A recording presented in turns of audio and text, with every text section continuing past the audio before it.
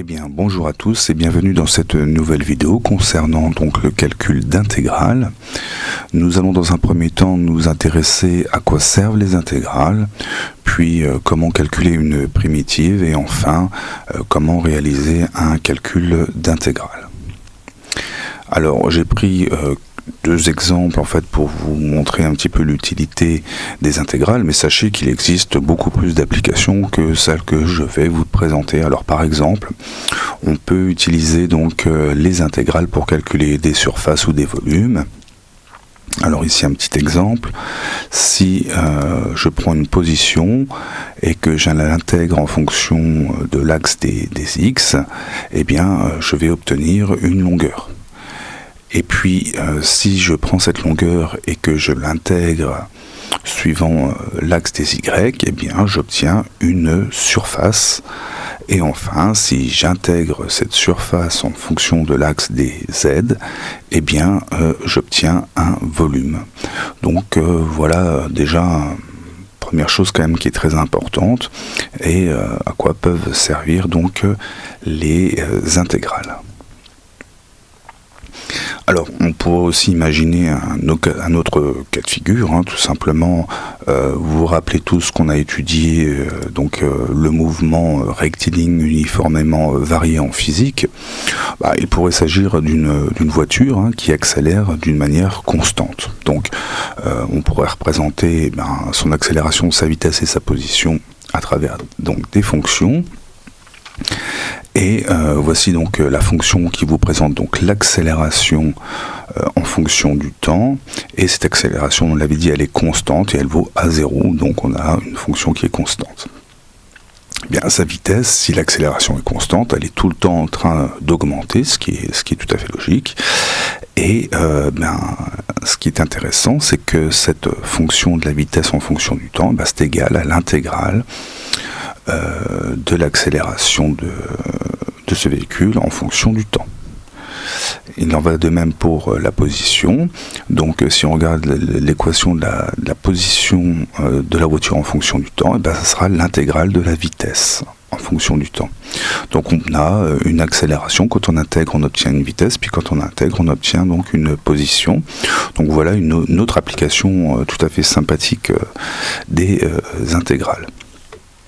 Alors on va essayer de s'intéresser maintenant à savoir comment calculer une primitive. Alors déjà une primitive, eh bien ça va être une fonction qui va nous permettre de calculer donc des intégrales.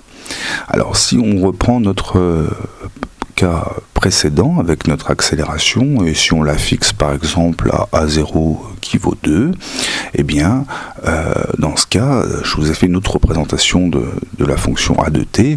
Elle prend la valeur 2, vous voyez, à chaque instant t en fait. Eh bien, qu'est-ce que c'est qu'une intégrale ?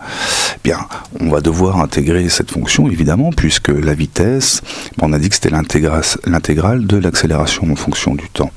Donc, on va devoir intégrer cette valeur 2 en fonction du temps. Alors, qu'est-ce que ça donne, cette intégration ? C'est la somme des valeurs de cette fonction. Alors, ici, quand je suis à t égale 1, j'ai 2, mais quand je suis à 2, j'ai 4, c'est-à-dire 1 fois 2, 2 fois 2, 3 fois 2, 6. Vous voyez qu'à chaque fois qu'on va faire la somme de ce qui est de la fonction, en fait, on va multiplier 2 par t. Ici, je suis à 4, et la somme de ce qui est avant, c'est 4 fois 2, 4 fois t. 2 fois t, pardon.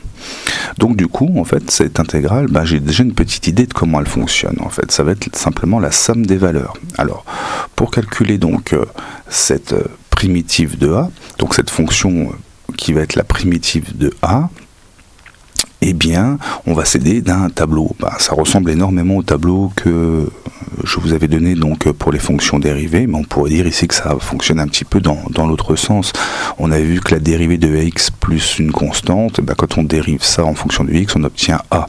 Mais ici, c'est strictement l'inverse, c'est-à-dire que lorsqu'on a une constante et qu'on l'intègre en fonction de x, on obtient ax plus une constante.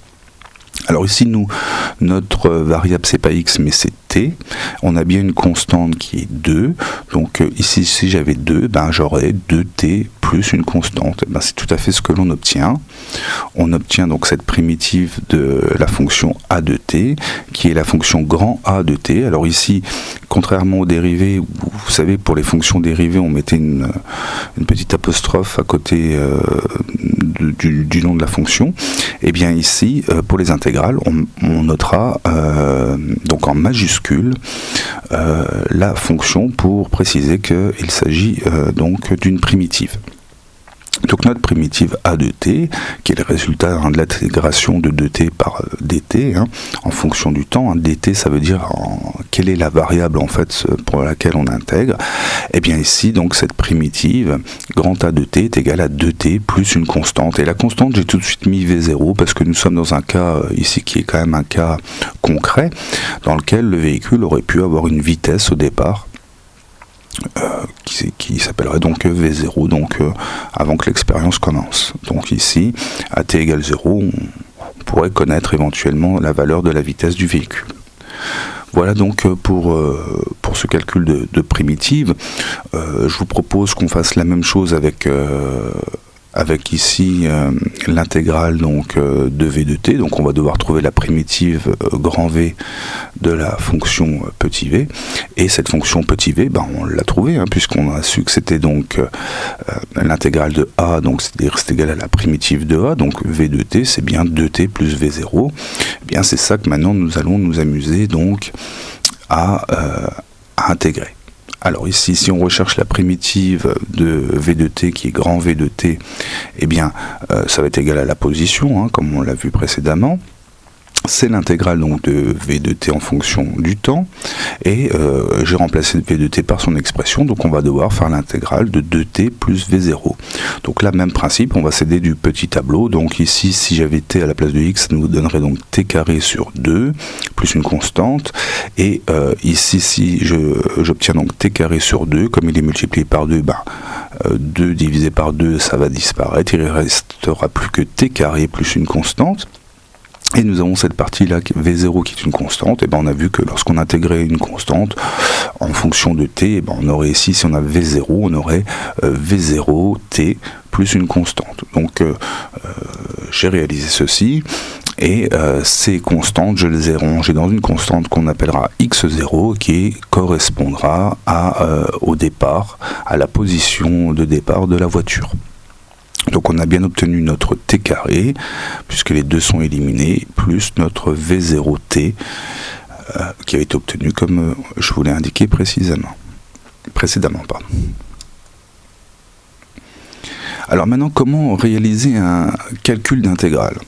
Alors, quelle était la vitesse? Alors, pour faire un calcul d'intégrale, ici, j'utilise une application de ce calcul, en fait, pour qu'on ait quelque chose à faire concrètement, c'est-à-dire qu'on se pose la question, quelle était la vitesse moyenne entre le temps t1 qui est égal à 2 et le temps t2 qui est égal à 7.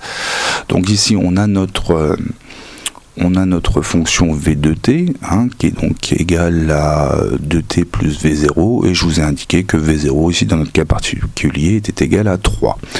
Donc on va devoir calculer une moyenne. Alors cette fonction v de t, ici je vous l'ai représentée encore en histogramme. On pourrait voir que quand on est à 2, elle a cette valeur, et puis elle a une valeur qui augmente, évidemment, perpétuellement. Et nous, on va s'intéresser entre 2 et 7. Donc il suffirait, pour avoir une moyenne, de faire la somme de ces valeurs et puis de diviser par la différence entre 2 et 7. Bien, on a un outil pour ça qui est très pratique, puisque évidemment le calcul d'intégrale consiste à obtenir donc la somme des valeurs d'une fonction entre deux bornes. Ici, je vous ai mis un exemple général dans lequel, ici, l'intégrale est égale à la surface, à la somme des valeurs entre A et B. C'est ce qui va nous intéresser ici pour notre calcul de moyenne, puisqu'on a besoin de cette somme qu'on va diviser par, je vous rappelais la différence du temps. Alors, pour calculer cette somme, c'est tout simplement l'intégrale entre 2 et 7 de la fonction v de t en fonction du temps. Et ça sera égal à la valeur de à l'image de la primitive de v, quand t vaut 7, moins l'image de la primitive de v quand t vaut 2. Donc on va devoir calculer dans un premier temps la primitive, calculer les images pour 7 et pour 2, et on fera la soustraction tout simplement, hein. Alors allons-y.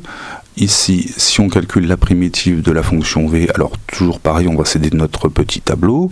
Donc ici, j'ai à trouver la primitive de 2t plus 3. Alors 2t plus 3, vous vous rappelez, c'est exactement ce qu'on a fait tout à l'heure. Donc les 2t, ça sera tout simplement donc 2t carré sur 2, ce qui vont s'éliminer, plus une constante. Notre 3 qui est une constante, ça va donner 3t plus une constante. Donc j'ai rangé ces deux constantes dans ici le terme constante. Et on a bien obtenu donc t carré plus 3t plus constante. Alors maintenant, on n'oublie pas qu'on doit s'intéresser donc à la somme qui est la différence des images de la primitive de v entre 7 et 2. Hein. Donc on va calculer l'image de cette primitive quand t vaut 7. Donc je remplace t par 7 et je calcule donc 7 au carré plus 3 fois 7 plus notre constante. Donc ça fait 70 plus notre constante. Et puis pour 2, c'est la même chose, je remplace t par 2, j'obtiens 10 plus ma constante. Alors vous allez peut-être penser qu'on est embêté avec ces constantes. En fait non, parce que quand on va les soustraire, ces constantes vont disparaître puisque on va les soustraire. Donc constante moins constante, ça va disparaître. Donc du coup je les fais disparaître dans mon calcul et puis j'obtiens bien 70 moins 10. Hein, donc constante moins constante, c'est déjà supprimé. Donc 70 moins 10, ça va être égal à 60. Donc on connaît la somme de la fonction. Il ne nous reste plus qu'à connaître la différence entre A et B. Ici, c'était entre 7 et 2, donc du coup ça me donne 5. Et du coup, je connais la valeur moyenne de ma vitesse, donc entre 2 et 7, qui serait égale à 60 sur 5, qui est égal à 12. Alors ici, il y a une petite coquille, hein, j'ai mis un 3 à la place d'un 2, j'en suis navré. Alors on a découvert donc la valeur moyenne qui était égale à 12, et si on regarde un petit peu sur la représentation que je vous avais fait, vous voyez que ici cette valeur moyenne est bien la moyenne de cette série en rouge entre 2 et 7. Voilà donc comment calculer une intégrale entre deux valeurs. Et ici comment l'appliquer pour trouver une moyenne qui est un moyen d'appliquer les intégrales. Alors si on fait maintenant une petite synthèse de tout ce qu'on a vu, à quoi servent les intégrales? Alors les intégrales servent à différentes choses, et dans l'exemple qu'on avait vu par exemple, on avait l'accélération, lorsqu'on l'intégrait on obtenait la vitesse, et puis lorsqu'on l'intégrait on obtenait la position. Il faut savoir que la dérivée c'est l'opération dans le sens inverse. Si je dérive la position en fonction du temps, j'obtiens la vitesse, et si je dérive la vitesse en fonction du temps, j'obtiens l'accélération. Ensuite, nous sommes intéressés à comment calculer une primitive.